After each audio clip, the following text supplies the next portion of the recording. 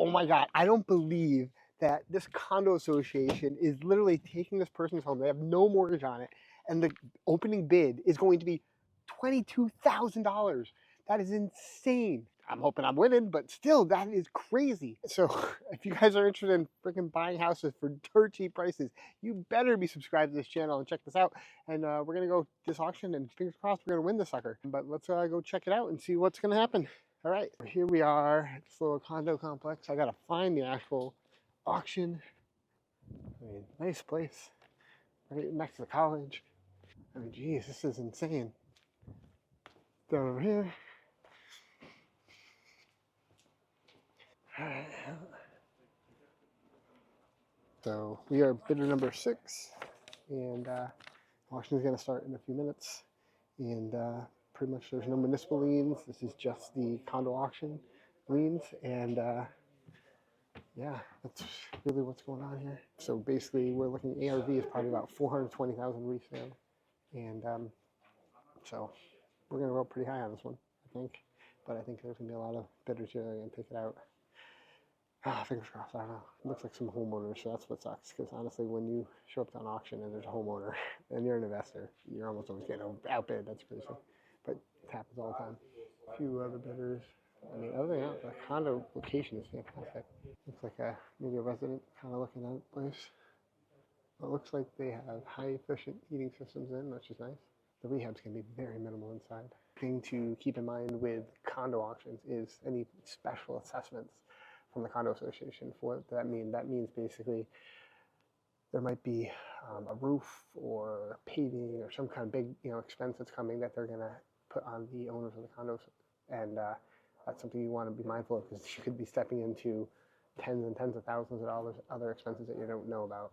So it's good to talk to the condo association as early as possible, get any information that you can from them. Just be honest with them. Just tell them that you're, an investor looking to buy an area, and there's an auction, and you're looking to know if there's something going on. So the opening bid from the plaintiff is $20,483.31. That's the opening bid. We'd like to make a bid. 60, number 6. Number 6, 60,000. Number 1, 200. Number 1, 200,000. 225. Number 6, 225. 340. Number 1. Number 1, 340. 360. Number 2, 360,000. Any other takers? 365. 365. Yep. 370. 375. I think that's Number 2, she'll make money. 380,000. 385,000. 385,000 going once, going twice.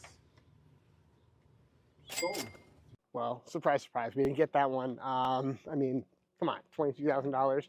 Everyone was here. We had a viewer here, which was really cool. And he, watches our stuff, which is great.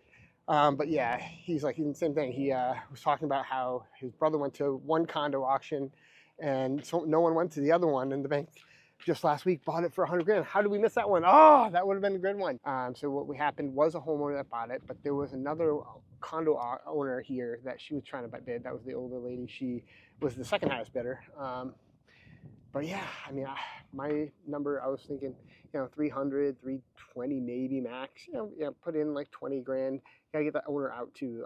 But I mean, there's money to be made there. But at $385,000, I mean, it's not market price, but it's close to market cost, especially after you factor in some kind of renovation. So not a win today, but I still don't understand how's this legal? Like, how can these condo associations take back these properties for dirt cheap like this?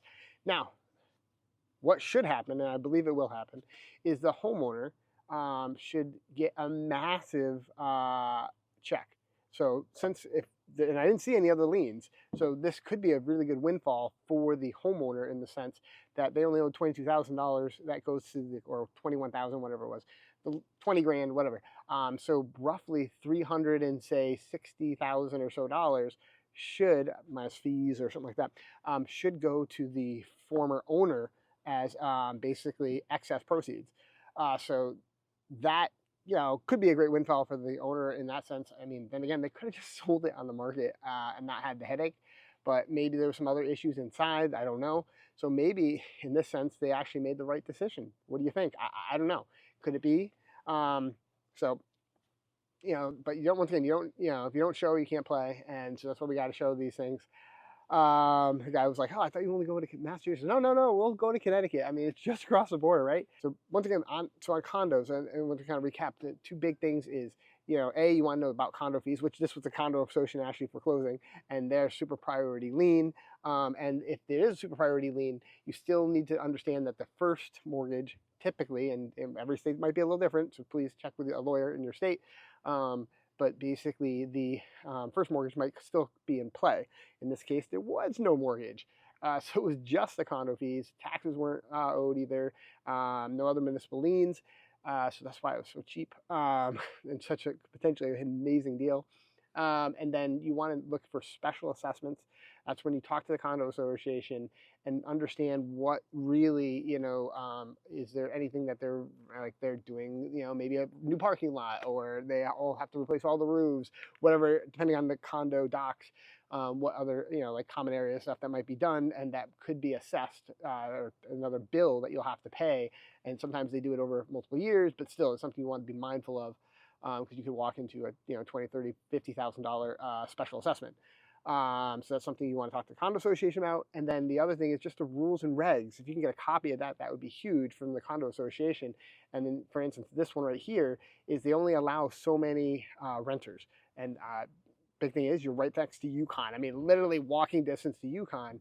So it could be a fantastic rental. But in this case, there's only so many they allow to rent. So therefore, renting, in this case, you can't bank on that.